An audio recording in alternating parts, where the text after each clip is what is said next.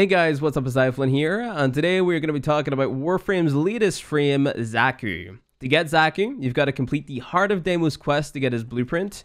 To get his part blueprints, you got to do Heart of Deimos bounties, and then to get the resources needed for his parts, you've got to do Heart of Deimos resource grinding. Now the real question is it worth it to do all of that for Xaku in his current state? And in my opinion, the answer to that question is no, but thankfully they've announced that they're going to be taking another look at Xaku's kit in the next coming weeks, so we've got that to look forward to.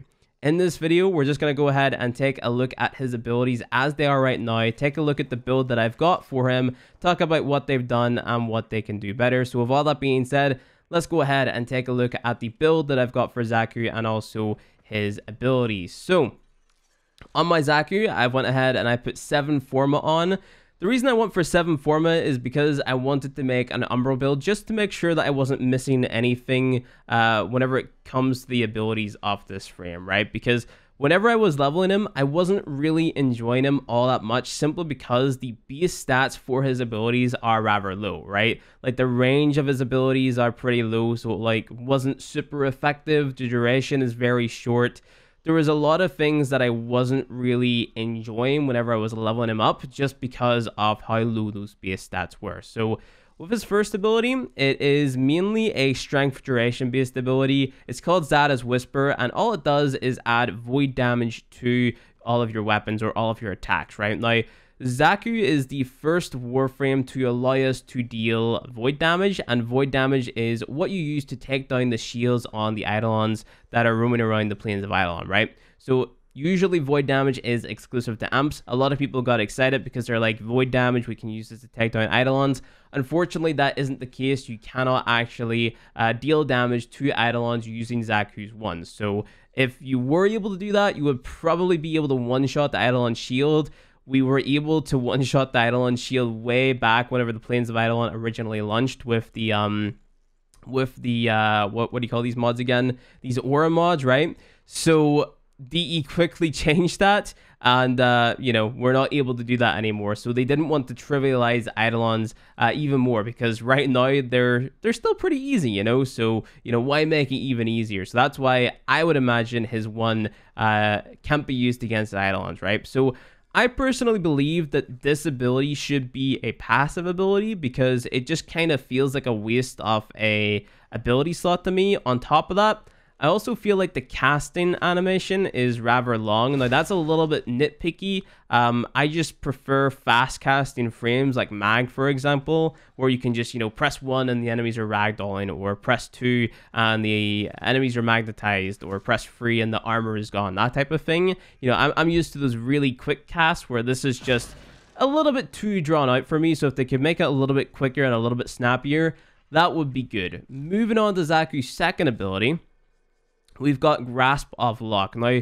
this ability allows you to disarm enemies and take their guns, and the guns are going to float beside you and deal void damage to the enemies that they're firing at. Now, with the build that I've got on right now, I can disarm 9 enemies at a time, so that means I can have 9 guns floating beside me at a time, and they just, you know, automatically fire at the enemies and deal void damage to them. So I would say what they need to do to make this ability just a little bit more effective is to make it so that the weapons fire just a little bit faster. Again, that's nitpicky. As you can see, they're firing really fast, but my main problem is that they're firing really fast, but they're also swapping between targets really fast. So they could do one of two things. They could increase the fire rate and make it just, you know, kill faster, or they could make it so that it focuses on one enemy and then, you know, it swaps to the next enemy once that enemy is dead. You know, either one of those changes, in my opinion, would make that second ability a lot better. So moving on to the third ability here.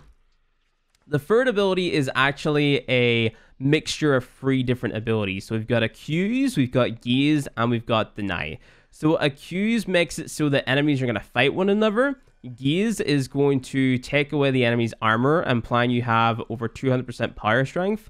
And then Deny is going to hold enemies up in the air. Now, I'm struggling to find a reason why I would use either Accuse or Deny over Gaze, because Gaze is just so much better once you hit 200% power strength. It's insane. So honestly, I would only ever use Gaze on this third ability. You could maybe use Deny for a little bit of crowd control, but if you're, picking up a frame for crowd control, you might as well just bring Vauban, Nyx, Loki, even Octavia. There's a lot of other frames in the game that have better crowd control than Xaku does, right? So honestly, I would just completely ignore Deny. I would ignore Accuse, and then just choose a different frame if you're looking for crowd control or if you're looking for damage or anything like that there, right? I'm moving on to his final ability, the Vast Untime. This ability is a little bit weird. I don't exactly know why they went for a drain per second ability, but then they've also attached a duration to it. That just seems like a really weird decision to me. But the basics of it is you sort of explode, right? All of your parts fly off of your Warframe.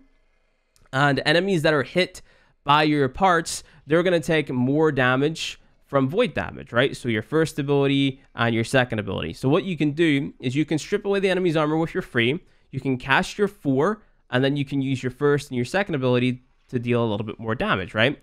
It also slows them down, and you are 75% more likely to dodge enemy fire.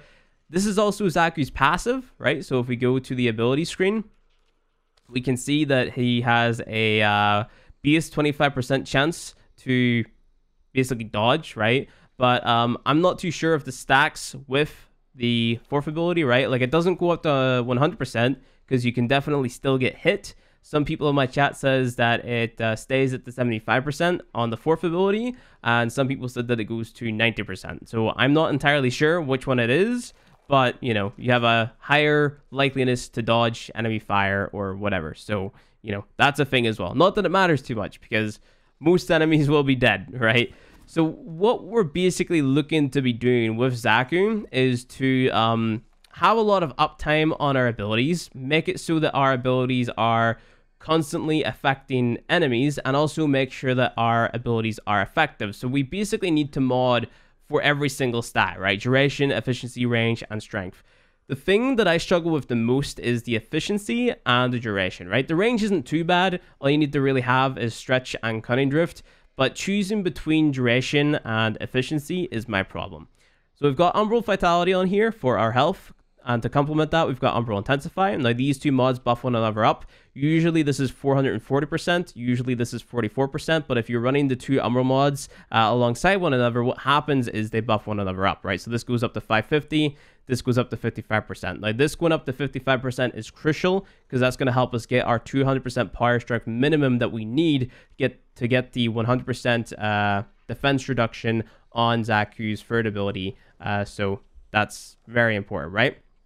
We've then got on Prime Continuity. We've got on Constitution for our duration, because that's very important. I accidentally took that off there. Let's just go ahead and throw that back on. So our duration is very important. You can see that the uptime on these abilities compared to other Warframes like Mesa, for example, is actually rather low, right? Mesa's duration on her 2 and her 3 is insane. Goss's duration on his 4 and his 2 is insane, stuff like that. This frame just doesn't really compare. Like, you need to have a lot of duration mods on to, get anywhere near the same numbers as Goss or Mesa, for example, right? So duration in this here ability is 21 seconds. And honestly, like, the second ability, like, it should just have more duration base, honestly. And same can be said for the power range on all these abilities. So you just have more range base as well, in my opinion, at least. So we've got that there on. Transient Fortitude is going to give us a negative effect to our ability duration, but again, it's going to help us hit that 200% power strength. Don't know if I said that already, but Umbral Intensify, Transient Fortitude gives you 210. And then we've got our Stretch, Cutting Drift for our range, Streamline for our ability efficiency, and then Augur Message on here for more ability duration. Like, Augur Message, this is the mod which I would consider swapping out for Fleeting Expertise if you were struggling with your energy, right? Because whenever I was doing a little bit of testing before making this video, what happened was whenever I was just trying to get all of my abilities up to use my entire kit, I was running out of energy rather fast. And this is actually why I've got Energy Siphon on this build opposed to the likes of Corrosive Projection, right? So, like, I would assume that you would be the type of person to run Xaku, or Xaku would best be run in a squad where you're not running corrosive projection, like no one's stripping away armor or anything like that there. So, you know, you don't necessarily have to run corrosive projection. It would be worth it if you're playing against very high level enemies. We're talking like level 150 plus. That way, like if you are, you know, maybe shooting at an enemy who is far away and not within range of your third ability, then you're dealing a little bit more damage then. But for your casual content within Warframe, say you're doing bounties or something like that, I would recommend running Energy Siphon over Corrosive Projection, simply because, you know, like, being able to cast your abilities is very important to your survival. Though you could argue that, you know, Energy Siphon or what's that other thing called? Energizing Dash, that exists. So, you know, you can run whichever aura mod you want. Aura mods always come down to personal preference, in my opinion. I only ever swap between Energy Siphon or Corrosive Projection, so that's my take on it, right? So, Augur Message, you can swap this out for Fleet Expertise if you want. The benefit to running Fleet and Expertise over Augur Message is that the drain over time on your fourth ability is going to be as low as it can possibly be, right? Now, the lowest you can get this is 1 energy per second, so at the minute, mine's is 1.56. It's up to you whether that extra 0.56 matters. Sometimes it does, sometimes it doesn't. I would honestly say that this here is the better build, simply because I am a lazier player. I like to drop my abilities and then go and do something, you know, kill bad guys, instead of like having to manage my cooldowns. I don't think that Warframe's UI is sort of like suitable enough to be managing your cooldowns. If I could make it so that my UI elements in the bottom right hand corner could be up beside my crosshair, then yeah, I would go for that Fleet and Expertise over the Augur Message. But because it's not like that and you can't move that thing at the bottom right, then I'm going to stick with the lazy drop it and forget it sort of method to running my frame. So let's just go ahead and demonstrate how Xaku's abilities works, or how his abilities work. English, please. So what I would do first is I would go ahead and I would cast my 1. I would go ahead and I would make sure that my gaze is selected. Go ahead, cast your gaze on the enemy that's in like a high traffic area. Go ahead, cast your 4 to affect all the enemies around you. Then cast your 2. It's going to start, you know, damaging the enemies. You can see that all of their armor is completely stripped. So you just run around and, you know, melee enemies, shoot enemies, and then that's pretty much it. That's the frame. Like, you could maybe, you know, use the other abilities that are a part of Xaku's third ability, like if you wanted to, like, you know, deny, right? So this is just going to expend an enemy in the air, right? Or enemies in the air if you happen to punch through. And then you've also got accuse, and that is going to make enemies fight one another. It's got a pretty decent range. That's implying that they're not paused in the simulacrum like they are for me right now. So again, I would just recommend running gaze, because you can get 2 casts of gaze off at one time, right? So I would rather have 2 gaze casts than you know, multiple casts of the other 2. Forget the names right now. Deny or accuse, right? So you could, you know, have a gaze cast all the way over here, or you could have a gaze cast all the way over here, right? You can't go for a third, because if you go for a third, your first one is going to be removed, right? So as you can see, just from the fact that it moved there. So that's pretty much that. You'll notice that I do struggle with my energy just a little bit. So make sure that before you do anything with Xaku, you have your Energizing Dash up, and you've got it like going over time. And yeah, just, you know, have your 2 up, have your 1 up, press your 4, run around, kill bad guys. That's pretty much Xaku's kit. He's not super engaging. Like, I don't think he's the funnest frame to play in the world. And you know, I would prefer a frame like Protea, for example. You know, I think Protea was way better designed, that type of thing. If I were to give any kind of feedback, I would say that they should make his 1 his passive, and then make it so like his 1 ability has some way to sort of like self-sustain energy, right? Like it's sort of like an energy leech or something like that, where you can, like, you know, I don't know, lift an enemy up like Trinity's Well of Life, and it just sort of like pulses out energy, right? Instead of you know, Well of Life or Energy Vampire. Energy Vampire is basically the same, but just give Xaku some way to sort of self-sustain his energy. That would be a lot better. And then what they could do also is they could change his 4 up So instead of this weird, awkward explosion, right, where all of your parts are sort of like just burst out around you, and you have to sort of like recast this to like re-affect the enemies that you want to deal more void damage to, and then of course scrapping this whole duration energy drain per second thing that we've got going on here, because it's like 43 seconds, but then you've also got a drain over time. So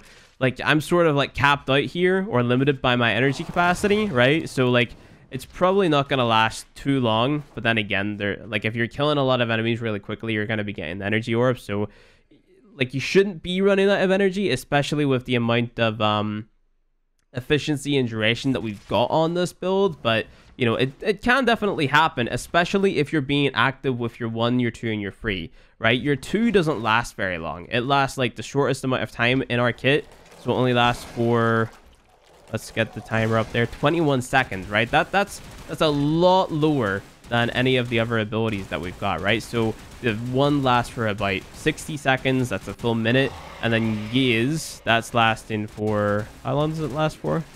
Let's just go ahead and double check on the ability screen. Gaze is lasting for 25 seconds, so Gaze just lasts slightly longer. So what I would suggest they do is buff up the duration of the 2, buff up the duration of the 3 just across the board, make it so that the 4 doesn't have a duration on it, make it so that it's only just a drain over time, make it so the drain over time can go lower than 1, so more in line with Excalibur's drain over time, which can go all the way down to 0.6.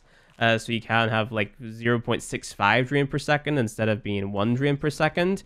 And then make it so that whenever you use your 4, instead of exploding, right, and then having the recast to like re-affect abilities and make them susceptible to void damage, make it so that Xaku's a part, or yeah, Xaku is a part, and his parts just sort of like fly around them, right? They're sort of like floating around them.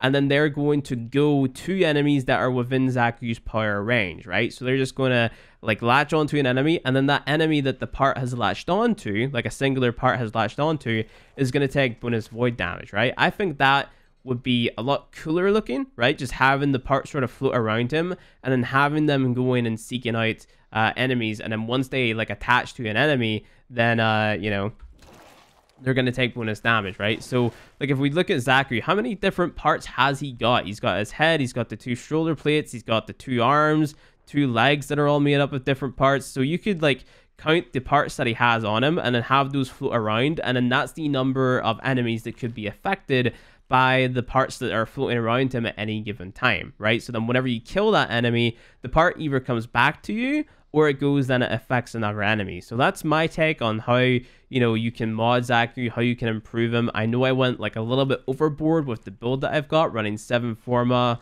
Umbral mod, stuff like that, but he's a frame that's sort of all over the place, right? You know, literally, like the build is all over the place, how you play him is all over the place, he's all over the place, his parts are all over the place.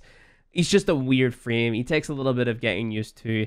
At the end of the day, he can be effective, right? It's just that the duration on the second ability and the third ability are rather low. I would like those to be buffed up to be more in line with the 1, have it last over a minute. And then, of course, getting rid of that nasty 1 second or 1 energy per second drain over time. Get rid of the duration on the 4 as well, because that's just, like, I don't know why that's there. That's just dumb.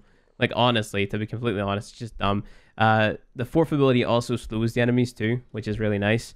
So I don't know. It also deals void damage, which I guess that's cool too. But you know, you're gonna see more noticeable damage from whenever the enemy's armor is stripped, and then you're running around meleeing, or you have your 2 active, or something like that. So he's an alright Warframe.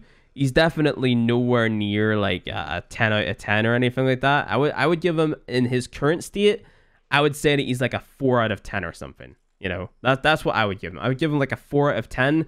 And then if they buff him up, I see him like maximum being like maybe a 5 or a 6 out of 10. You know, if we're talking numeric ratings there. So I don't think that he's worth it for you guys to stress out, like going into the Heart of Deimos to like rank up your standing really fast and get all those resources and do all these bounties and stuff like that.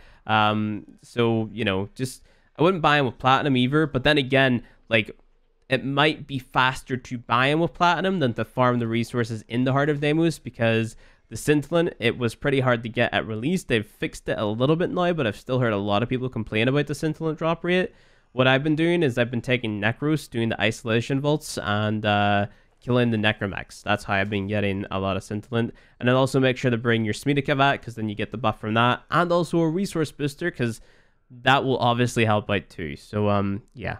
But anyway, guys, that is going to be it for this first impressions video on Xaku. If you guys learned something or you liked the video, go ahead, hit that like button below. And if you want to see more Warframe content from me, hit subscribe, and I will see you guys in the next video.